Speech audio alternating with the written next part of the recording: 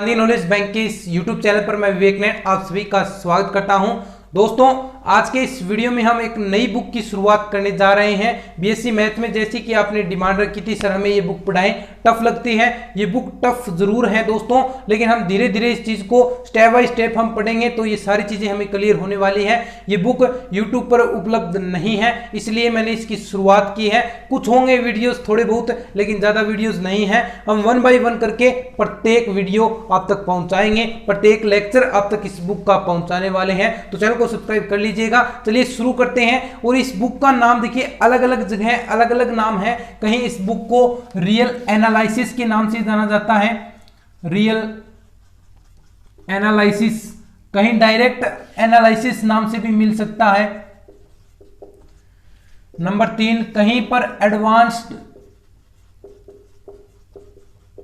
Calculus के नाम से जाना जाता है, तो कहीं पर डायरेक्ट कैलकुलस के नाम से भी इस बुक को जाना जाता है। कहीं इस पार में थ्योरी ऑफ कन्वर्जेंस,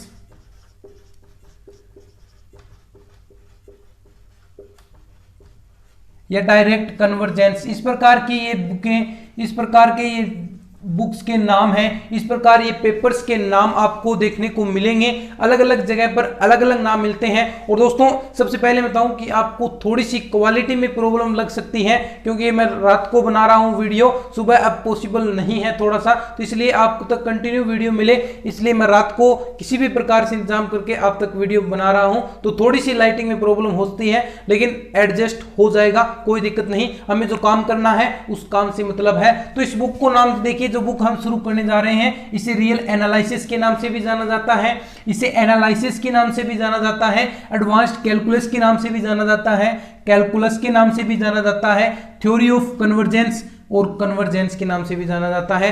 दोस्तों, कहीं पर ये बीएससी सेकंड ईयर में लगती है, कहीं पर थर्ड ईयर में भी लगती है। तो इसमें कोई भी नहीं, आपको इस चीज में नहीं पढ़ना है कि ये थर्ड ईयर में लगती है, सेकंड ईयर में लगती है। तो ऐसा कुछ मैं इस पर टाइटल वगैरह में ऐसा कुछ लिखने वाला भी नहीं हूं। मैं डायरेक्ट ऐसा लिखूंगा, थ्योरी ऑफ कन्वर्जेंस और रियल एनालिसिस के नाम से ये वीडियोस मिलेंगे। तो आप जिस भी आपके मान लीजिए सेकंड ईयर में लगती है तो आप देख सकते हैं। और वे टॉपिक्स मैं ऐसे टॉपिक्स करवाने वाला हूं जो लगभग सभी में कॉमन आने वाले हैं, ताकि आपको कहीं से भी आप बिलोंग करते हैं, किसी भी यूनिवर्सिटी से बिलोंग करते हैं, तो आपको दिक्कतों का सामना नहीं करना पड़े। तो सबसे पहले ये बात आपको ध्यान में रखनी है कि हम स्टेप बाय स्टेप चीजें चलने वाले हैं और सारे वीडियोस आप तक यहां पर पहुंचने वाले हैं। तो देखिए, शुरुआत करेंगे आज के इस वीडियो में हम थोड़ा बहुत, ये थोड़ा सा मैं बताऊंगा कि इस बुक में क्या क्या मैटर आने वाला है, तो वो भी आपको थोड़ा सा गौर करना चाहिए। सबसे पहले हम कन्वर्जेंस थ्योरी के बारे में पढ़ने वाले हैं। इस बुक का एक पार्ट है, एक हिस्सा है,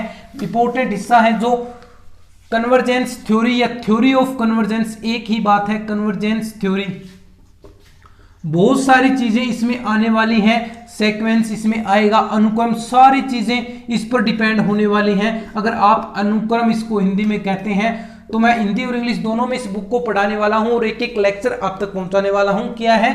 सीक्वेंस, अनुक्रम, सीक्वेंस, अनुक्रम, इस पर आधारित है। अगर ये आपको टॉपिक समझ में आता है तो लगभग मान लीजिए आगे बहुत सारी ऐसी थ्योरमें आने वाली हैं जो इस पर रिलेटेड होंगी। बहुत सारी थ्योरमें हैं इस बुक में, लगभग मानकर चले एक एक एक्सरसाइज में 8-7 थ्योरम में, 15-15 थ्योरम में, कहीं कहीं तो इस प्रकार की थ्योरम में आपको एक एक एक्सरसाइज या एक एक चैप्टर में मिलने वाली हैं। तो इन थ्योरमों को खास रूप से क्या कहना है, ये जो थ्योरमें हैं इन्हें आपको अच्छे तरीके से पढ़ना है। और जो मैं जिस प्रकार मैं आपको पढ़ाऊं, यानी जिस तरह मैं अब वीडियोस बनाऊंगा, जिस तरह से मैं वीडियोस बनाऊं, अगर आप वो देखते हैं तो आपको निश्चित रूप से ये थ्योरमों में कोई भी दिक्कत नहीं रहेगी। जो भी मैं वीडियोस बताऊं, जो भी मैं इंपॉर्टेंट क्वेश्चन बताऊं, केवल मात्र मैं वही क्वेश्चन छोड़ूंगा जो आप कर सकते हैं। बाकी सारे क्वेश्चंस मैं आप तक करवाने वाला हूं, सारी थ्योरमी मैं आपसे करवाने वाला हूं, थ्योरमी आप तक मैं पहुंचाने वाला हूं। तो बाकी वही चीजें रहेंगी जो आप कर सकते हैं। तो इसमें थ्योरमी आएंगी,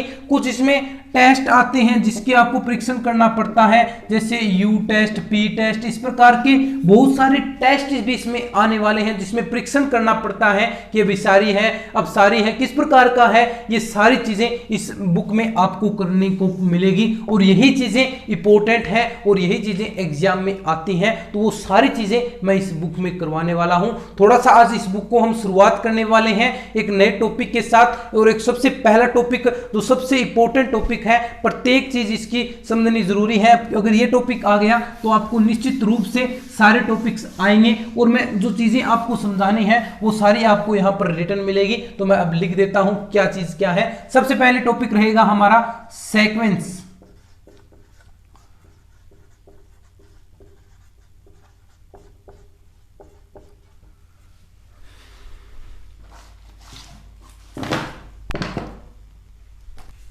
तो दोस्तों देखिए, सबसे पहला टॉपिक जो सा मैंने लिख दिया है, सीक्वेंस, अनुक्रम होने वाला है। और इस टॉपिक में क्या है, सबसे पहले इसकी डेफिनेशन सुनिए। अब आपको इसी तरह रिटर्न में मिलेंगी सारी चीजें, ताकि मैं जो डेफिनेशन है उसको आसानी से समझा सकूं। बस आपको ये थोड़ा सा मैंने इस वीडियो में ये डेमो दिया है कि किस प्रकार हम पढ़ने वाले हैं और किस प्रकार की इसमें आपको चीजें देखने को मिलेंगी। तो वो सारी चीजें इस प्रकार मैं डेमो दे रहा हूं, लेकिन जो क्लासेस होंगी वो कल से बिल्कुल स्ट्रिक्ट रेगुलर रूप से होने वाली हैं। बिल्कुल आसान तरीके से सारी चीजें आपको समझाई जाएंगी। तो आज एक छोटा सा इंट्रोडक्शन है इस बुक का, कि कौन सी बुक हम पढ़ने वाले हैं, कौन सी बुक, इसमें क्या क्या चीजें हैं, तो वो सारा इस वीडियो में आपको मैं बताने वाला हूं। तो सबसे पहले जो टॉपिक है हमारा सीक्वेंस, इसको मैं कल बिल्कुल अच्छी तरीके से समझाने वाला हूं, लेकिन आज का ये छोटा सा लेक्चर है, इसमें कुछ न कुछ चीजें आपको सीखने को मिले, इसलिए मैं चीजें आपको बता रहा हूं। क्या है सीक्वेंस, अनुक्रम।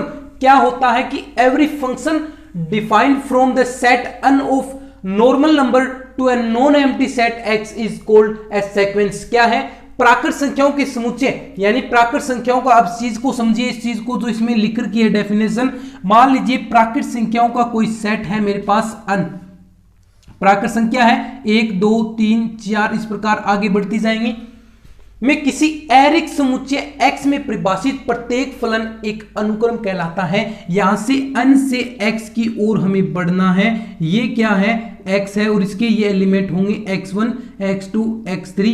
ये कोई से भी हो सकते हैं, ऐसा नहीं है। आगे टॉपिक और आएगा, रियल सीक्वेंस क्या होता है, वहां पर अलग होगी, लेकिन यहां पर कुछ भी हो सकता है। तो इनका जो परिभाषित फलन होगा इसमें 1 का इसके साथ, 2 के इसके साथ, जो भी इसमें फंक्शन होने वाले हैं, जो एक परिभाषित फंक्शन होगा, या ऐसे कह सकते हैं कि एवरी फंक्शन डिफाइंड, जो एक डिफाइंड फंक्शन है वो क्या कहलाता है, एक सीक्वेंस कहलाता है। यानी आसान भाषा में क्या कहें कि n से x में कोई भी फलन होगा जो परिभाषित है, और आपको फलन की डेफिनेशन पता है, फलन 3 चीजों की पालना करता है। यानी एक तो वह अंत नहीं होना चाहिए, एक रूट के अंदर माइनस नहीं होना चाहिए, और नीचे 0 नहीं होना चाहिए, तब एक फलन परिभाषित होता है। तो ये भी चीज क्या होगी, तभी ये चीज सीक्वेंस कहलाने वाली है, तभी यह अनुक्रम होगा, और यही इसकी डेफिनेशन है। और इस प्रकार के सारे टॉपिक्स, जितने भी टॉपिक्स होंगे इस बुक के, हम सारे कवर करने वाले हैं। तो दोस्तों आज के इस वीडियो में मैंने थोड़ा सा आपको इंट्रोडक्शन दिया है इस बुक का, कि कौन सी बुक हम पढ़ने वाले हैं, कौन सी बुक हम क्या क्या किस प्रकार हम पढ़ने वाले हैं। तो सारा आज के इस वीडियो में मैंने बताया है। एक छोटा सा टॉपिक सीक्वेंस डेफिनेशन बताई है, लेकिन कल प्रॉपर तरीके से हम सारी चीजें इसे पढ़ने वाले हैं। तो अपने तमाम दोस्तों के साथ शेयर कर दीजिएगा, कह दीजिएगा उन्हें कि गांधी नॉलेज बैंक के इस यूट्यूब चैनल पर आपको सारी बुकें सॉल्यूशन के रूप में मिलने वाली हैं। तो आपको कहीं भी जाने की जरूरत नहीं पड़ेगी, क्योंकि अब कोरोना के समय ना तो अभी कॉलेज वगैरह खुलने वाले हैं, और एग्जाम भी सरकार ने कहा है कि तय समय पर होंगे। जब आगे आप नेक्स्ट ईयर में चलेंगे तो आपको एग्जाम भी होने वाले हैं। तो अब कॉलेज वगैरह नहीं खुलेंगे तो आप पढ़ाई कहाँ से करेंगे।